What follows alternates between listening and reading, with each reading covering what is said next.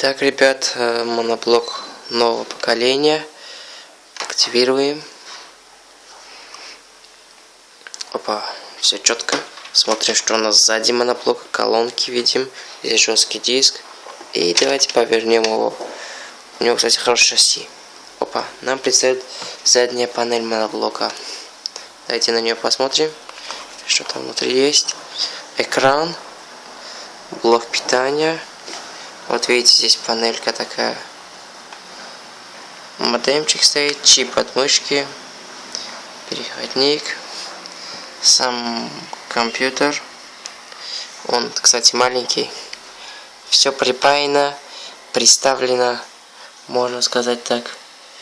Вот такое чудо-видео у нас получилось.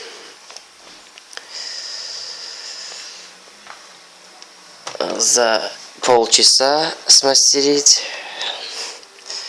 Это максимально по-колхозски, максимально доступно. Можно сделать кто угодно. Так. Вот. Пожалуйста. Кстати, еще одно место есть. Можно что-нибудь поставить. Кстати, в следующем раз доделаю, немножко установлю вокруг светомузыку и сделаю намного лучше. А на сегодня вроде бы хватит. Кстати, мощность тоже нормальная.